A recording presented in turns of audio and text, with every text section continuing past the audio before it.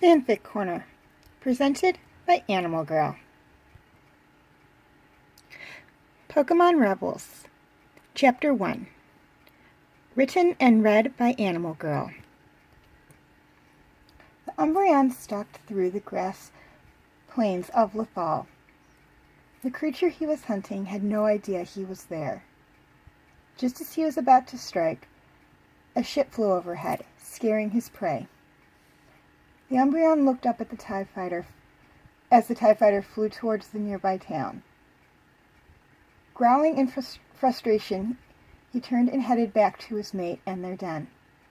A pretty Espeon was waiting for him. The two had been mates for 2 years, and in that time the Imperial presence on Lothal had increased.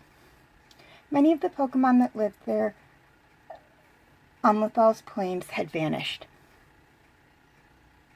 The next day the Umbreon went out hunting again, and this time his mate went with him.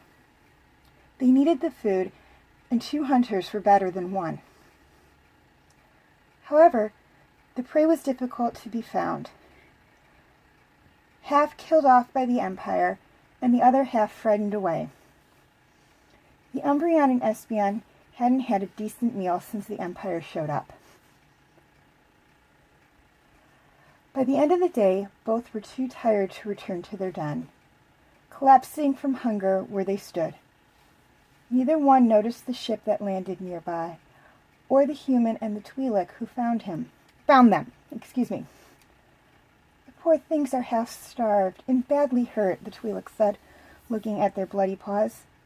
They need help, or they won't make it through the night. Let's take them back to the ship, the human said. We'll treat their injuries and give them something to eat. When the Umbreon woke up, he found he and his mate weren't outside, but in a ship of some kind. However, they weren't locked up or restrained in any way. And there was water. There were backups, and bandages on their paws and other injuries, and 2 bowls of fresh water well within reach. They were also lying on a soft blanket big enough for them to share. The door opened and a human came in. The Umbreon growled in an attempt to protect his mate. "It's okay, boy," the human said. "I'm not going to harm you or your mate. I'm just getting some calf." The Umbreon watched him closely, his ears pricked up and his nose twitching when he saw the food in the icebox. The human took the container out and removed the lid before placing it in front of the Umbreon. "How about some breakfast?" he said. "You look like you could use the food." The Umbreon began to eat. It wasn't a fresh kill. In fact, the meat had been cooked through. But it was still good, and after so long of not having anything to eat, he wasn't going to turn his nose up at food.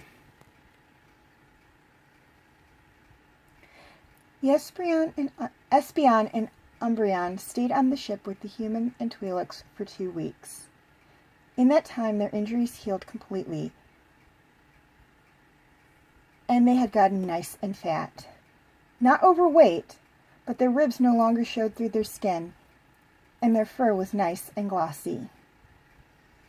The human and Twi'lek brought them back to the very spot where they found them and turned them loose, believing they would never see their 2 friends again.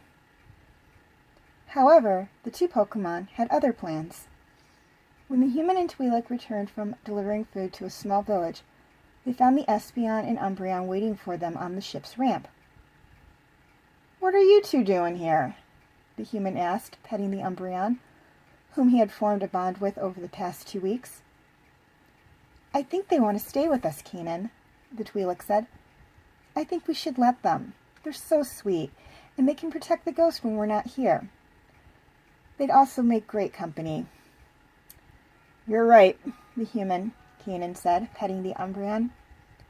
"Hera, what's the Twi'lek word for brother?" "Nerra," the Twi'lek, Hera, said. "Then you will be Nerra," Keenan said to the Umbreon. "And you," Hera said to the Espeon, "will be Depa." The 2 Pokemon, now known as Nerra and Depa, followed their two friends on board the ship, their new home.